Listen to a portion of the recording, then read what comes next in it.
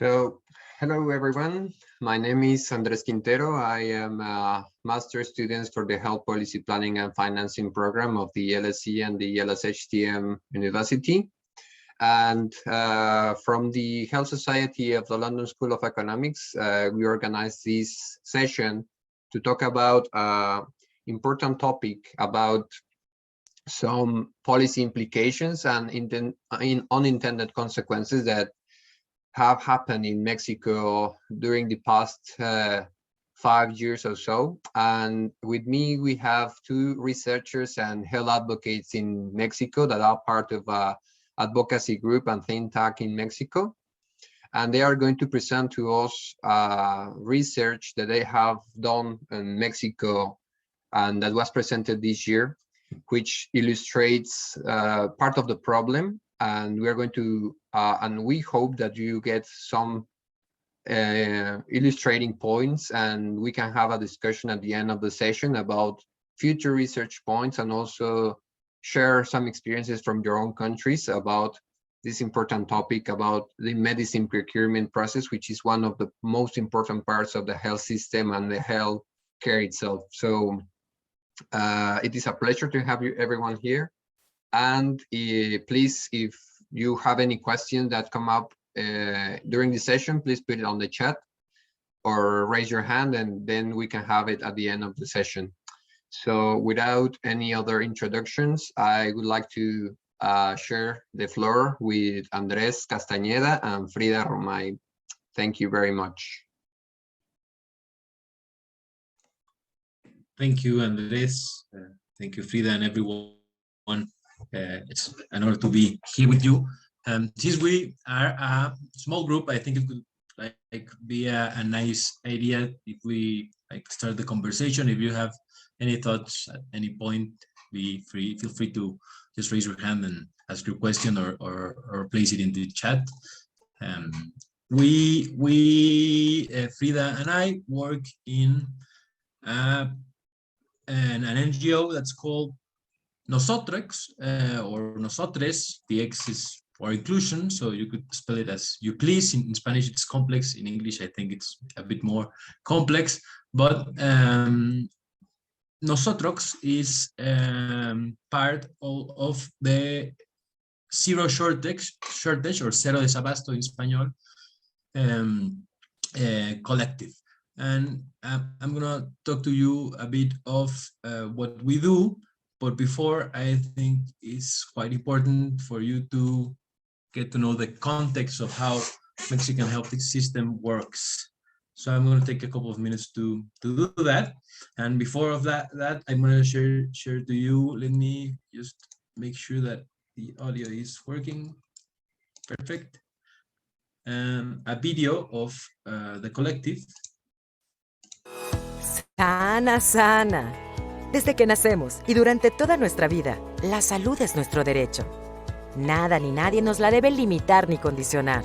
Y cuando nos enfermamos, la ley garantiza el acceso a servicios e instituciones de salud.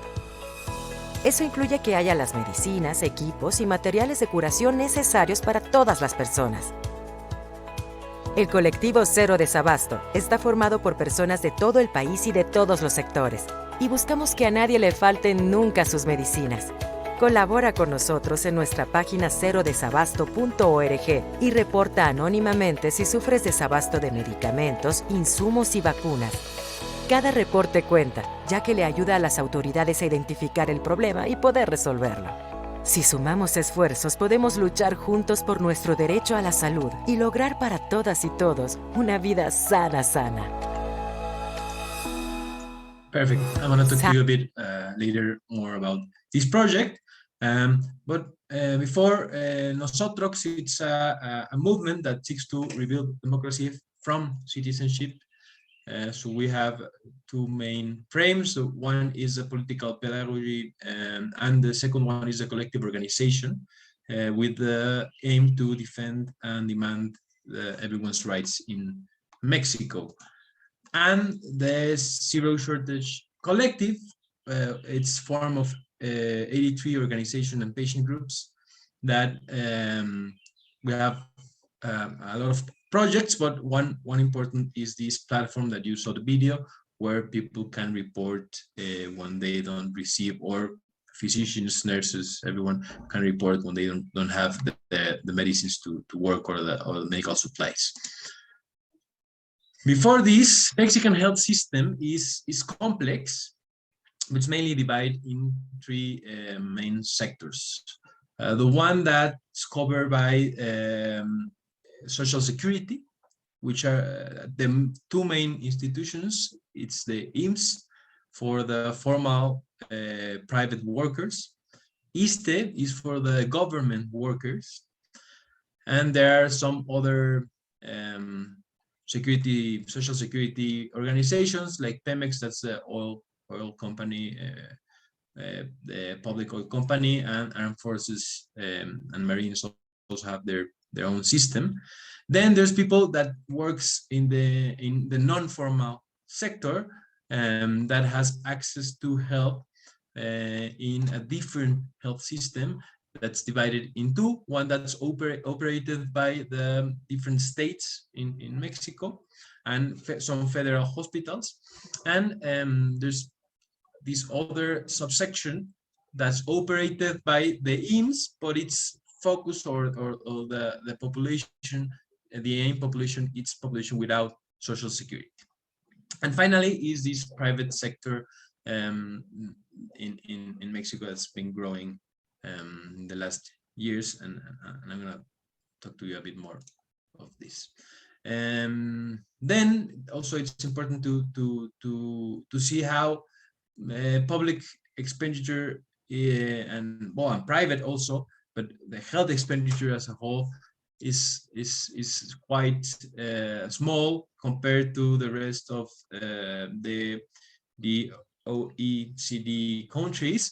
Here's Mexico, as you can see, and one important thing to note is that almost half of what is spent in Mexico on health is from out of pocket of the citizens. So this is an important point, and we're going to talk a bit more later, as it's a consequence of the shortage. As you can see here, we have almost we're the lowest performed country in a lot of indicators, in hospital beds, in physicians per 1,000 people, also in nurses. So we still have a lot of work to do in Mexico, and we are a big country. No? We are 126 million inhabitants, and population is affiliated in all of these systems this way. Let me show you this graph. As you can see, IMSS, that says the biggest social security institution, is the one that has most of the people affiliated. Then comes the INSABI, that's the institution that covers the affiliated to the social security, or the informal workers, and the health is administered, or the health services are given, or are in responsibility of the different states. And then we have almost 32 million people that's not affiliated to any service, and they report lack of access to health. This is an important thing to notice when you see the next data of the shortage. It's important to consider that the shortage data is not considering 1 in every 4 Mexicans that has no access to health. That's important to note. And also here's the rest of the different institutions. There are challenges. As you can see, Mexico is a big country. Just to give you an idea on how big Mexico is compared to Europe and United Kingdom, where you are. And as you can see, it's quite a big country, so it's difficult to get medicines everywhere. It's quite a challenge. Then an important part of the context also is that in the last years, we are going backwards in the terms of the universal health coverage. And one report that states this is the one made up by Coneval, and here you can see that we went back in time as more than 15 million people lost access to health. We now have around 28% of the population who's lacking access to health, and this represents around 35 million people. And the worst part of this is that we see a lot of inequalities in our health system. We have a health system that usually spends more in the Mexicans who have more, and less in the Mexicans who have less, because of this difference of systems. And also the lack of health access has been more important in those who has less. These are the income deciles. As you can see, the ones that have less in percentage have been losing more access to health in the last years. This is a report between 2018 and 2020, but it's important to notice that although we went back almost 12 percentage points, this lack of access is more important in the people who live with more vulnerabilities. Also, the attentions have been going down. I think this is something that's happening everywhere in the world, but in Mexico we have a particular problem. As you can see, these are the indicators of surgeries, of medical consultations. As you can see, they want almost less than half, and we'll be having this behavior in the past years. The same thing is for hospitalizations, for contraceptive methods delivered, etc., etc. And this is nothing new. This tendency has been seen from years before. Just focus on this graph up to the left. We will see the rate of outpatient and inpatient health services by sex. We can see this is the national survey, health national survey. It's made every 6 years. So we have the one in 2012 and the one in 2018. The usage of these services went down almost 2 percentage points in the outpatient group. Okay, this is important to notice. And the inpatient, it went up because these are the more expensive services, hospitalization, surgeries, etc. And we can see also this behavior in or during the pandemic. That's quite interesting. This same survey made another survey in 2020 in the middle of the pandemic. And for instance, everyone they interview, 80% had a health need. From this, only 82% seek attention and 81 receive this attention. But it's important to notice that the ones that receive attention, only 34% of those were or find attention in a public setting. The rest found it in a private setting. It's important to notice. Yes, it's important. This question of Pierre, is the exclusion from the social security system mainly related to access to pharmaceutical products? No, it's wider than that, Pierre. The exclusion is for everything. The services vary, but they have different access to different medicines, to different surgeries, for instance, or to laboratories, to access to different kinds of specialties. It varies in a lot of ways, not only on pharmaceutical products. So, well, we have this tendency that's going down, and let me show you this. This is the first time we show this graph, but I think it's quite interesting.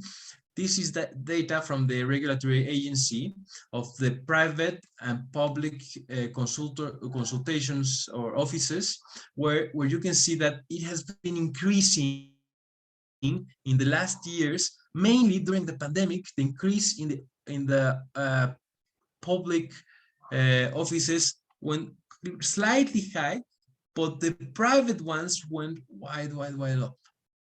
as you can see, these are the private general medicine offices, and in 2001 they went wide up, and this is mainly due to pharmacies. Now we're having a lot of offices near the private pharmacies, and this behavior has been increasing since 2010. But as you can see, for instance, 2020, this is data until March, and it's going really up high, and the tendency is going to probably be similar to the 2021 and the end of the year.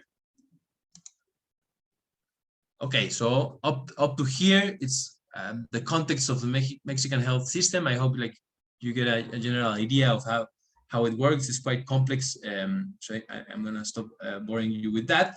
But I'm gonna show you this slide that's really important also to get the context, because the access to medicines and supplies, it's more complex than this, but it's a way of organizing our ideas, and it's a chain. Here you can see that the first step is planning, then financing, acquisition, storage, distribution, availability, and pharmacovigilance, all always around the regulation. And this is important because you're going to see how, because of bad decisions from the government in the acquisition area, we're having problems with the rest of the chain. This is the story of how it happened. Before 2019, there was a consolidated purchase of medicines as the main public procurement process for medicines. It was led by IMSS, that's this social security institution, the biggest one, but it didn't bought only the medicines from the IMSS. Like, they gather the list of 43 participants. It includes 5 different dependencies, including, for instance, the other social security institutions, 15 states that they bought their own medicines through the Seguro Popular, that then changed the name to Insabi. Works different, but I'm gonna get in there. And then also to 23 Institute of Ministry of Health, that these are the big hospitals, the big federal hospitals in Mexico. Okay, so before this, most of the medicine in Mexico were bought this way. It has been, it was a process that grew in time, and they did it quite well. Most of the process was done by a big public tender, and it was transparent, and it had savings and everything, right? But then the government changed, and in 2019, the president's decision was that everything that was going to be bought in the health service and the health sector was going to be bought by the Secretary of Finance. And there was not an option. Before, it was optional, and institutions can do their own processes, or they could enter this big consolidated purchase. But after 2019, it was not an option. And every hospital, every system, every state should got their medicines through this process. It's insane, because it's a lot of medicines. And the people who worked here in the previous process were fired.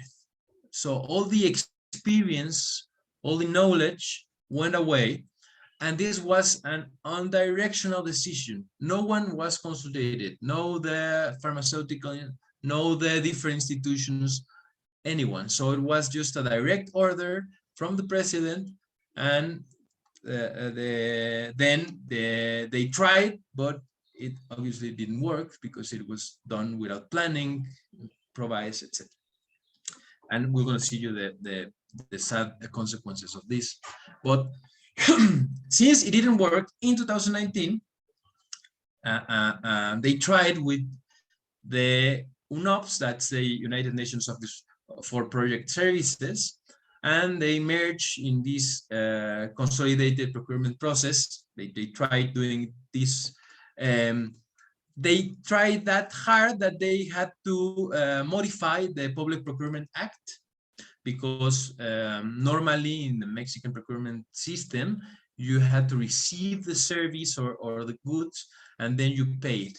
But UNOPS didn't work that way. UNOPS needed the money up front, so we had to modify the law just to be able to work this way. They did it. They modified the law and with some other consequences not that good around it, but that's what happened, and it didn't work. So UNOPS wasn't able to award all the drug codes that were tendered, and around 35% were left unfulfilled in 2022. In 2021, it was worse than that. So what happened is that most of the medicines went missing, and the order was that all the institutions bought them as they could. And this obviously was without a public tender. So nowadays, most of the medicines bought in Mexico are bought by a direct award, and fast and with higher prices, of course. What has been happening, or the problems in the new public procurement of medicines, are that it's till date, now this 2022, we have learned a bit. Hopefully we're going to do it better, but still it doesn't have a correct plan, and it's up to the point of improvisation. Then, as I told you, it's an unilateral decision, so there's no one consulted, there's no patient's opinion, no physician's opinion, no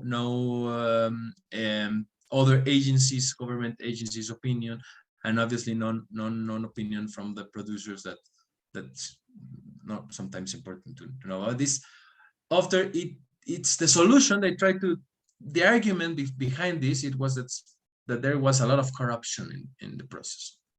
They have never proven that, and no one is in jail. Like, it was that there's evidence that there was corruption. In Nosotrxs, we have done some research around that, and maybe another time I can show you about it.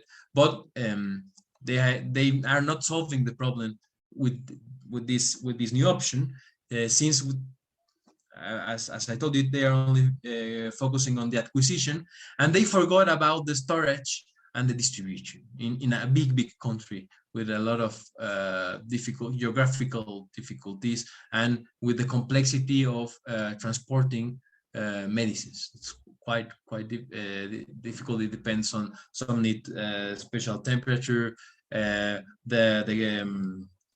time they need to be exchanged, etc. So they only center in the acquisition, because before, in the process I talked to you before, the tender includes distribution. So if you want to buy the medicine, if you want to sell the medicine, you should also sell me the distribution. It was the deal in this process. In the process that come after that, the distribution and storage wasn't included. So the infrastructure needed to do so, nobody had it. And also, they punish distributors and producers. So the guys that knew how to distribute the medicines in Mexico were punished and were banned from the process. Also, some producers were banned from the process, and we had particularly in this area, we had some. For instance, the only one that could import the tuberculosis vaccine was banned. So in 2019, we had no tuberculosis vaccine because we couldn't buy it to anyone. And also, it happened to some child's cancer medicines, and we had problems with that too.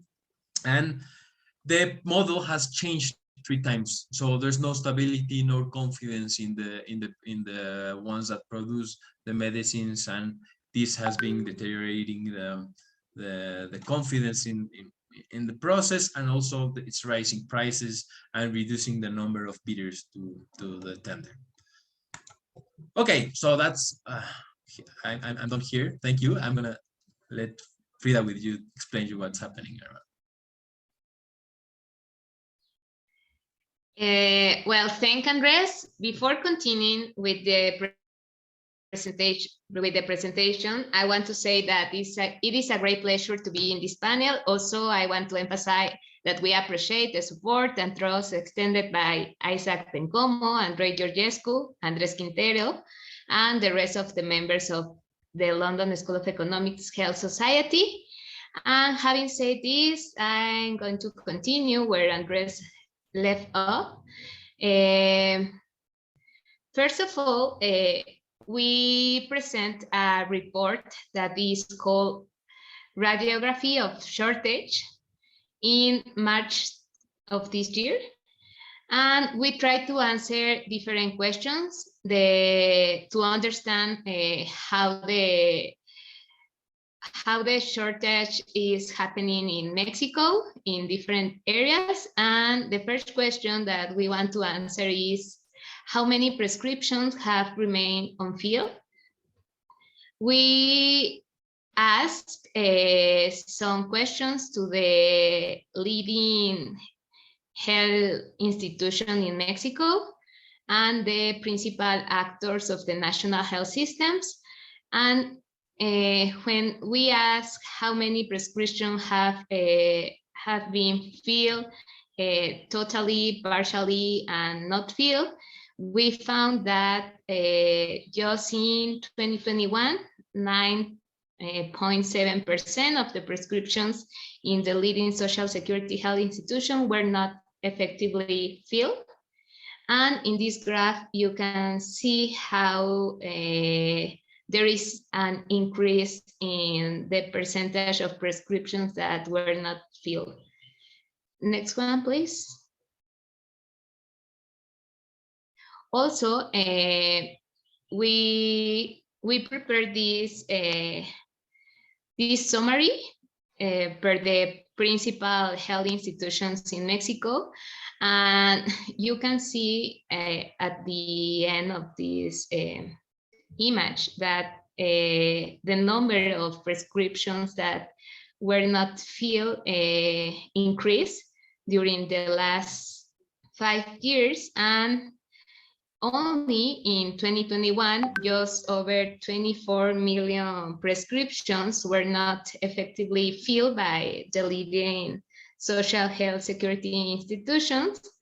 And also, you can see that in the IMSS, only in 2021, 22 million prescriptions were not filled. So that's scandalous. And next one, please.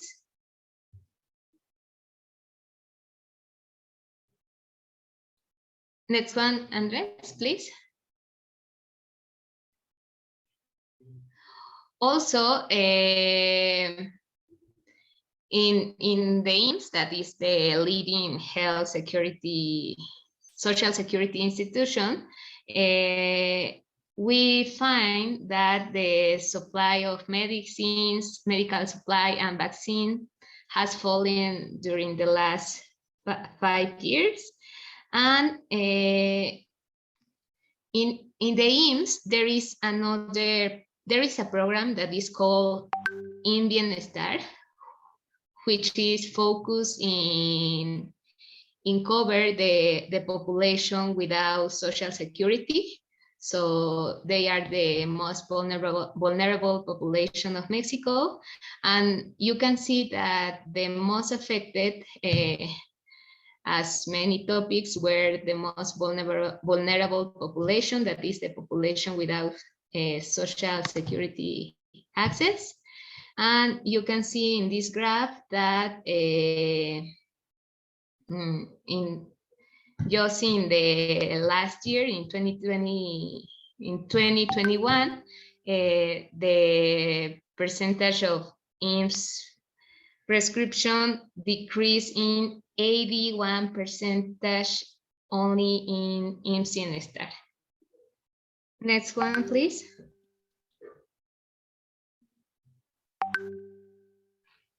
Also, another question that we want to answer is are there alternative prescription refill programs?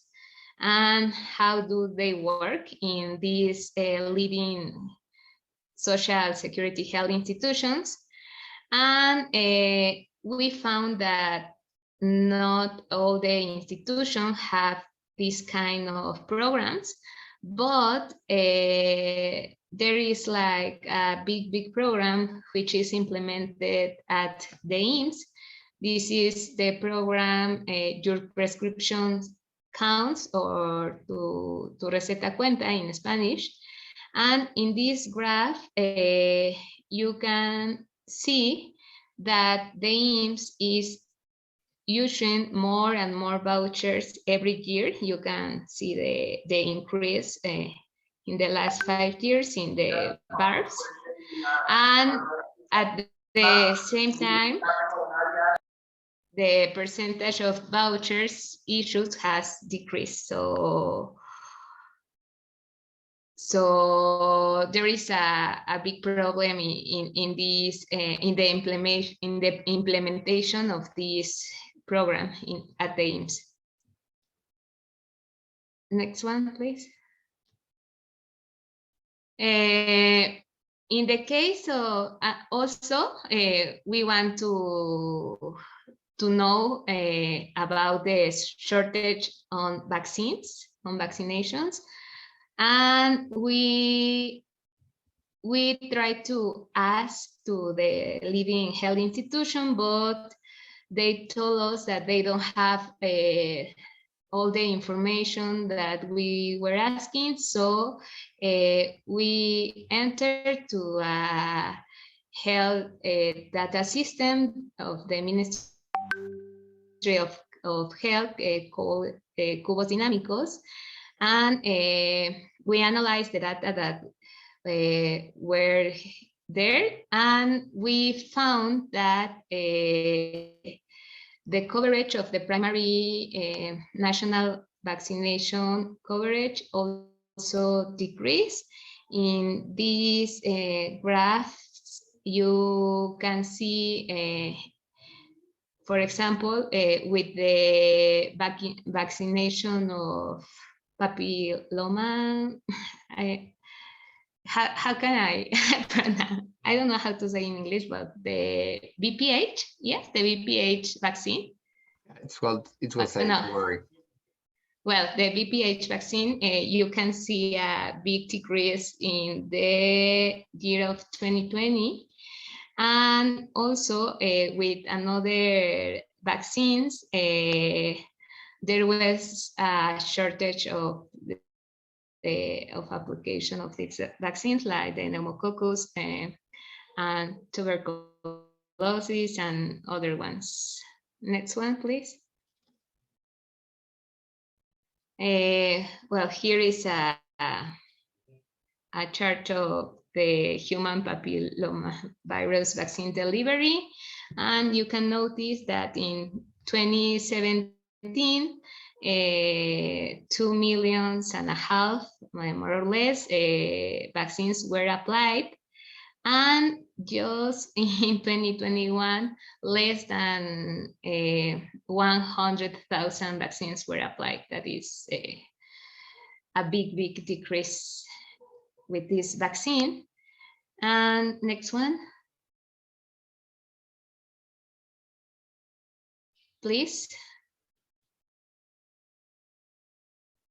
And also with the rotavirus vaccine, happened the same. You can see the decrease during the last 5 years of application of this vaccine.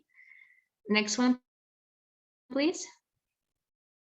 And with the pneumococcal polysaccharide vaccine, the same. The decrease is evident.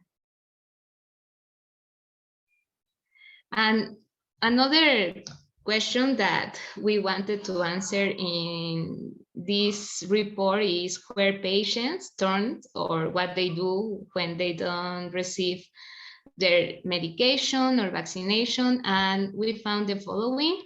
When patients see their right to health violated, they seek all mechanisms and avenues to promptly obtain their treatment that they require.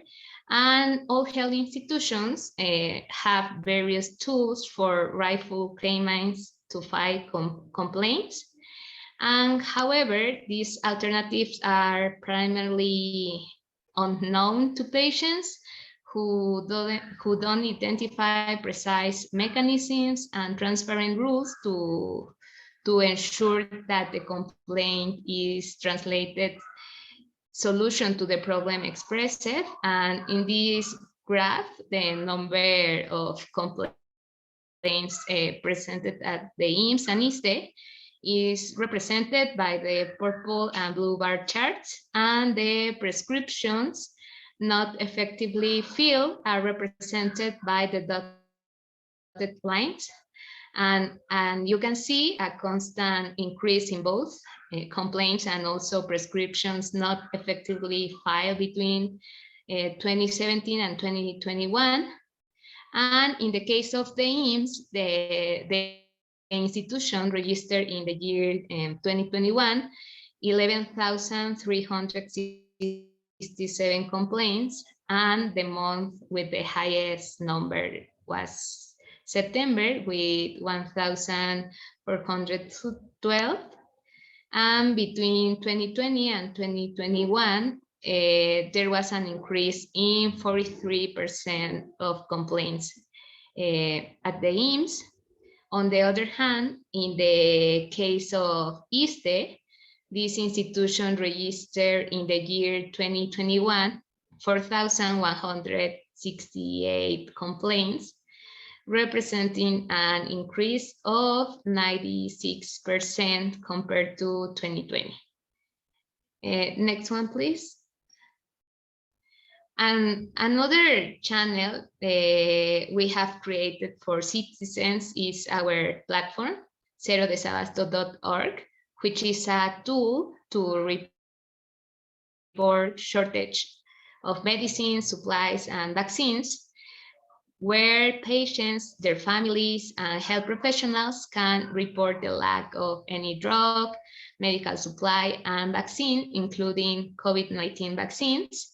And at the same time, we notify the person in charge of the unit and the person in charge of supply at the medical care unit or hospital to identify and resolve the shortage. These reports have enabled us to approximate the lack in our country. And little by little, this platform is achieving a greater reach so that the information obtained is more representative of the reality that millions of people in the country live day by day. Since the launch of our platform, cerodesabasto.org, in February 2019 and until February 2021, 7,996 reports have been collected, and 94% of the total of these reports registered refers to medicine shortages. And also in the first image, you can notice that the pathology groups with more reports on our platforms are cancer, diabetes, post-transplanted, arterial hypertension, and mental health illnesses. And in the second graph, and also in the second graph, it is noteworthy that more than half of the reports are linked to IMSS, with 59%, followed by INSABI with 18% of reports, and in third place is ISTE with 15%. Next one, please.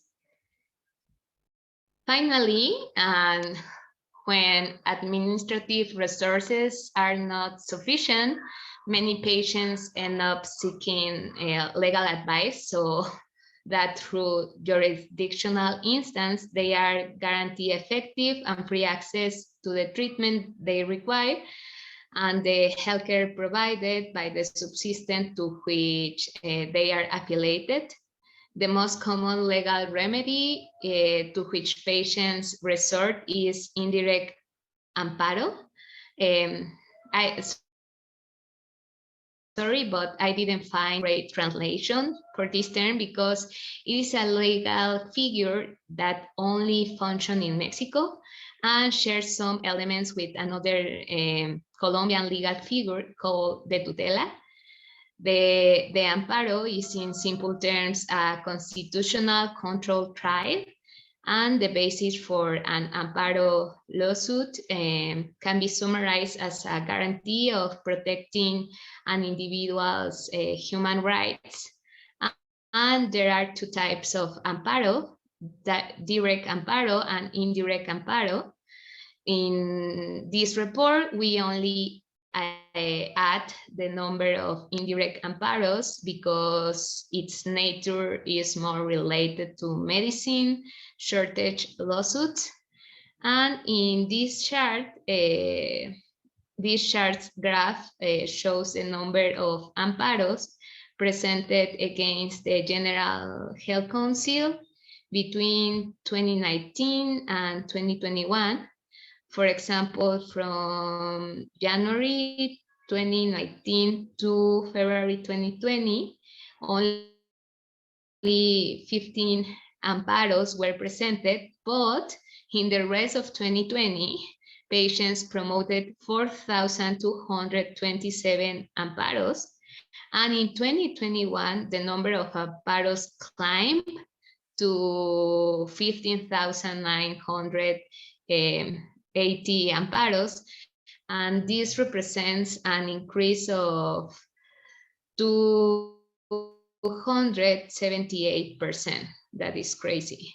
Next one, please.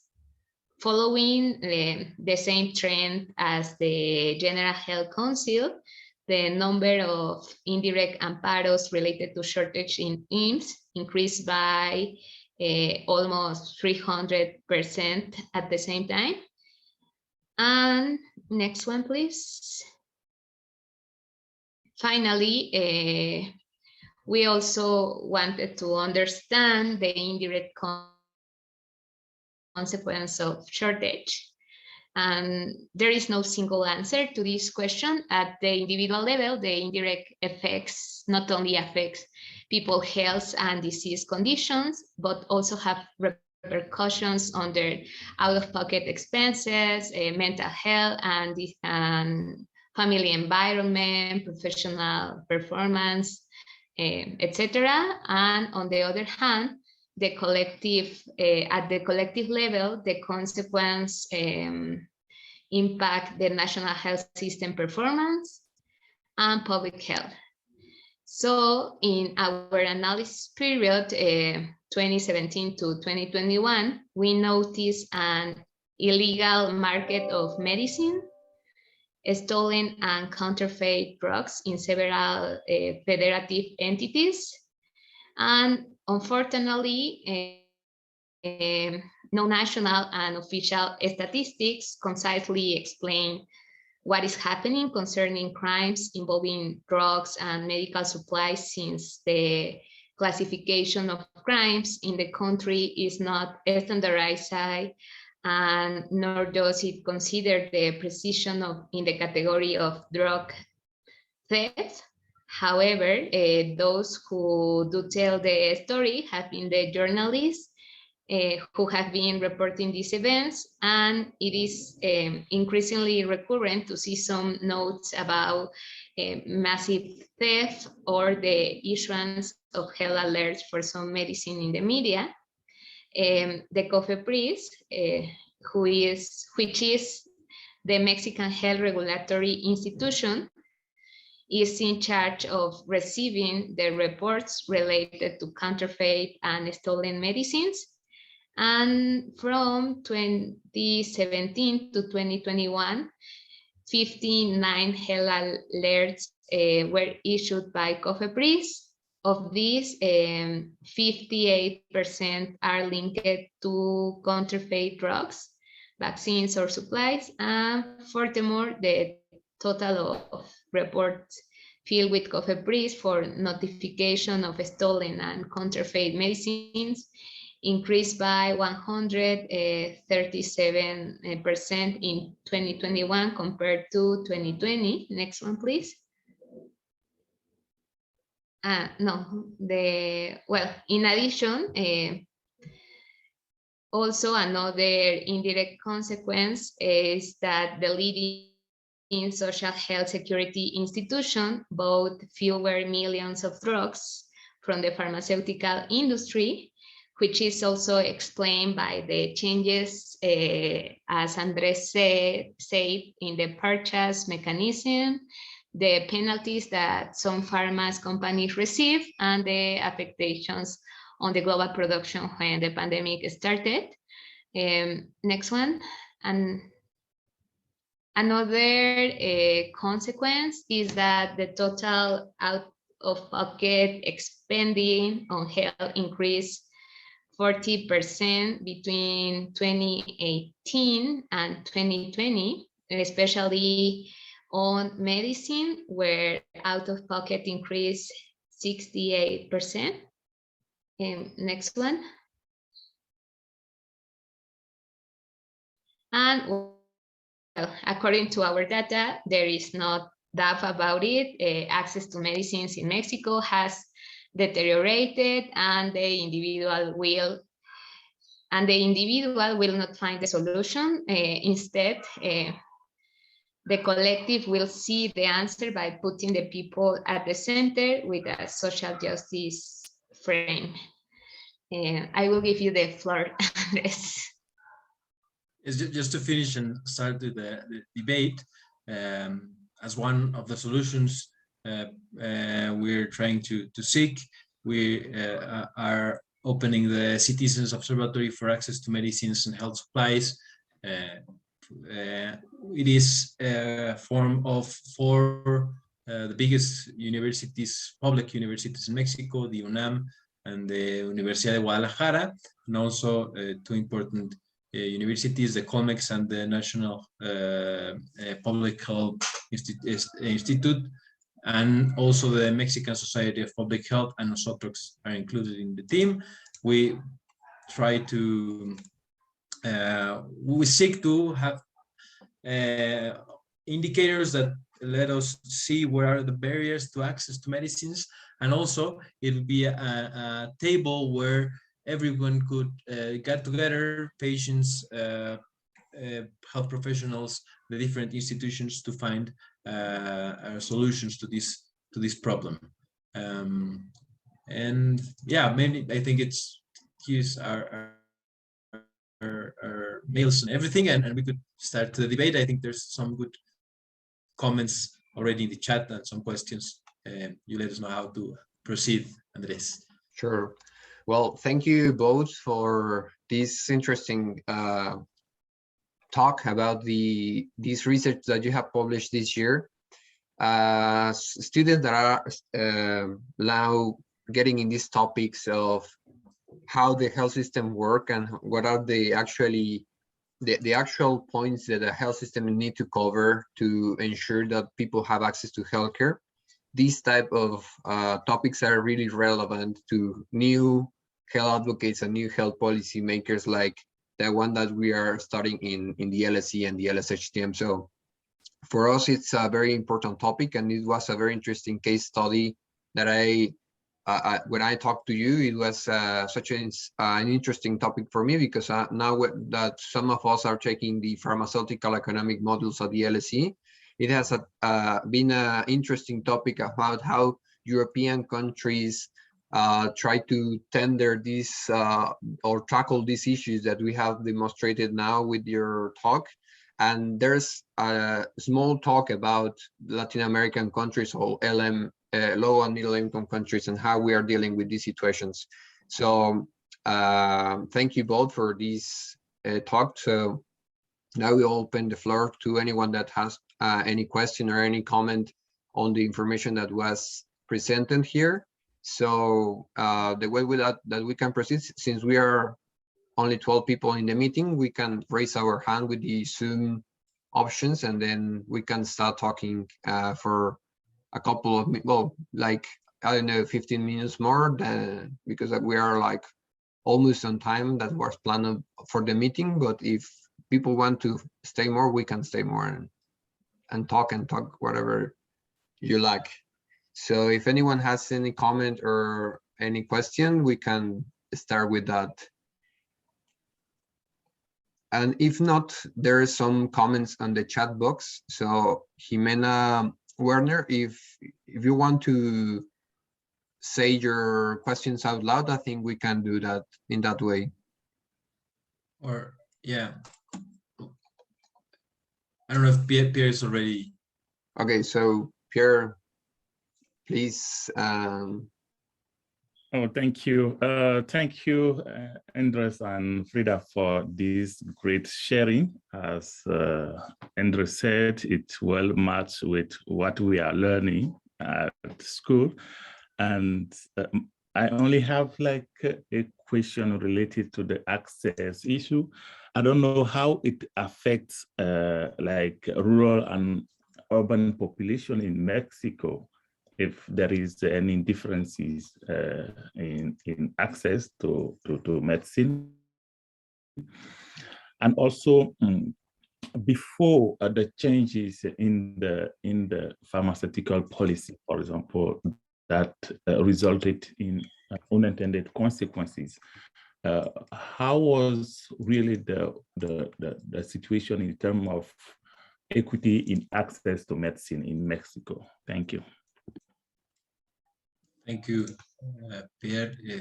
If you'd like, I could answer. You want to answer? Yeah. Oh, well, yeah. Access to medicine is quite complex in Mexico, since we have so much subsistence. We have up to 70 or more subsistence around the country. But what's true is that, as I stated, there's lack of access. An important part of the population has no access, real access to medicine. In the census, the 2020 census, almost 32 million people stated that they don't have access to health. If you don't think you have access, you don't have access, right? So even though the government states different, if people don't believe they have access, that's a big problem. And just let me show you this graph again that Frida showed us, because I think it's quite relevant, and also because it's the new bet of the Mexican government. This institution, the IMSS Bienestar, it's an institution that's operated or managed at a certain point by the Mexican Social Security Institute, but it provides services to people without Social Security, to informal workers. Normally, these hospitals, or well, there are few hospitals and there are a lot of clinics that are located in indigenous areas or marginalized areas. And as you see, it was not that bad in terms of the ones who had access. It was not that bad. Almost to more than 26% of the prescriptions were fulfilled.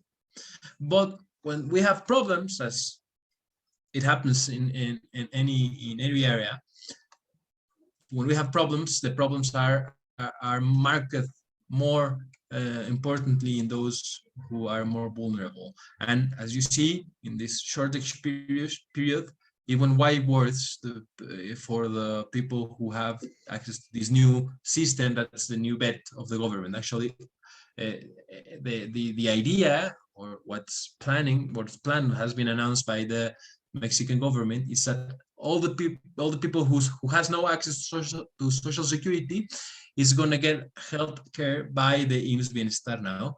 But there are a lot of problems around that. And well, it's as Jorge said before, there are good ideas. Like in the core, there are good ideas as a big procurement process. Sounds like a good idea. You could buy lower prices, etc. But the implementation is quite terrible, and one of the main problem is that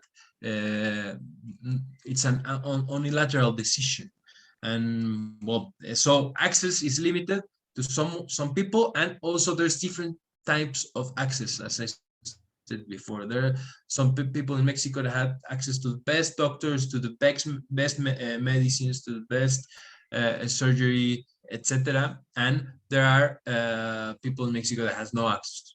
No, so it's there's a lot of inequality, social inequality, but health inequality. It's quite a problem in Mexico. So if may I comment something else on that matter, Andres?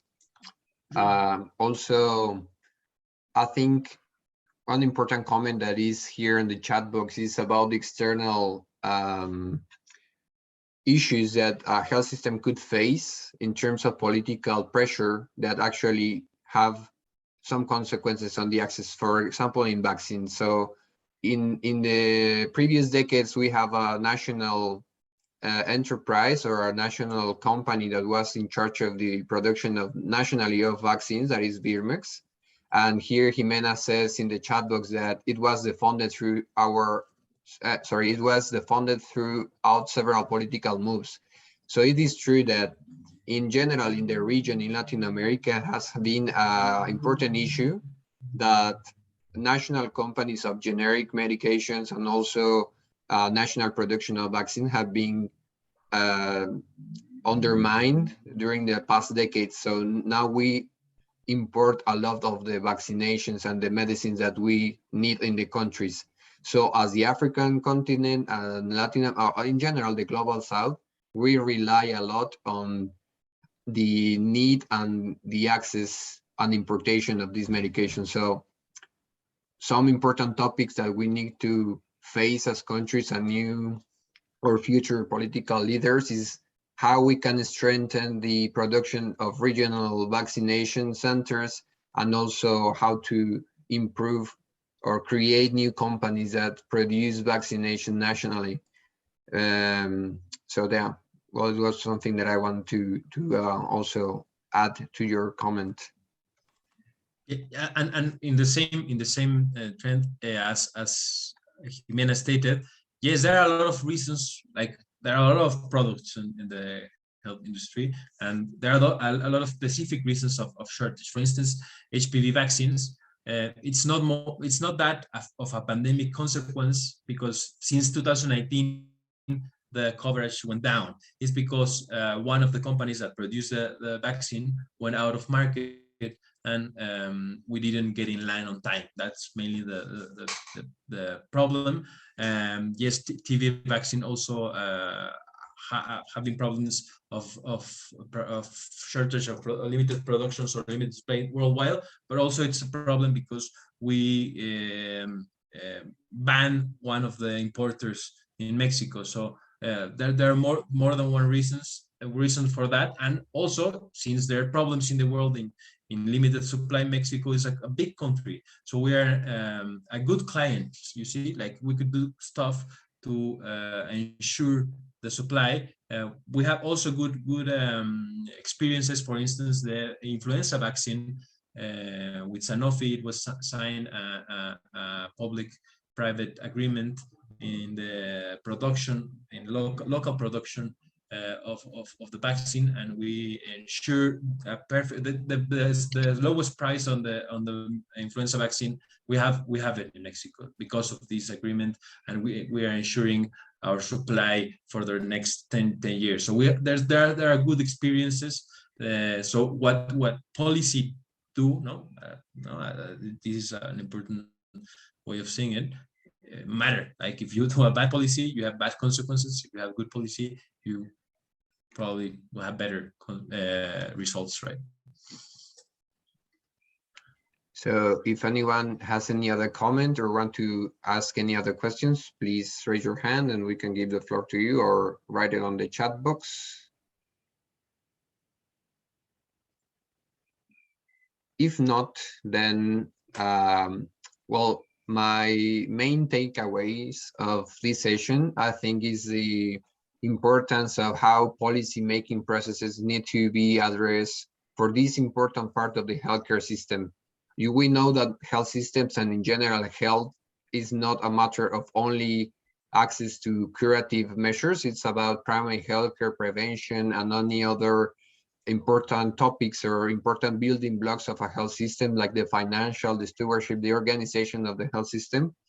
But since the healthcare itself is one of the parts of the health system that actually take almost all the healthcare budget in any country, and in particular, two things get most of the budget in healthcare expenditure. 1/3 is for paying for the health workforce, and the other third is for paying for medicines and access to drugs. So this topic and how countries address this, it's very important to actually ensure the access to healthcare within your population. So as future researchers, it's very important to focus on how we can actually answer these questions on how well we are doing on accessing or giving access to our population to the medications. And this important research that you have published, I think, is one of the first attempts to actually answer this, like how well we are doing it. And one important indicator that you use and that I think is very innovative is the self-reported fulfilling of the prescription. So this can be also some experiences that other countries can have, or any other people in the LSE and LSHTM doing research can be also an important example on how to address these questions. Some important issues that I think we need to answer in the future, it's how well we are doing it for each type of medication, for cancer medication, for chronic conditions, for each of the groups of medication, how well we are doing it, but we need a lot of data to actually answer those kind of questions. And but well, those are new future lines of research, and it's very valuable that you're trying to make a national observatory and access to healthcare and medicine. So, well, that's it. So thank you very much for your time and anyone that get into this session. And I hope that you learned something from the Mexican case, and we see you in the future and we can share new experiences and more improvement in the future for our case. Sure, thank you. Thank you very much for the invitation. All right. Thank you, Andres. Cheers. It was a delightful everyone. experience. The session was recorded, so we are going to share it in the future, and see you again next time. Thank you. Thank you.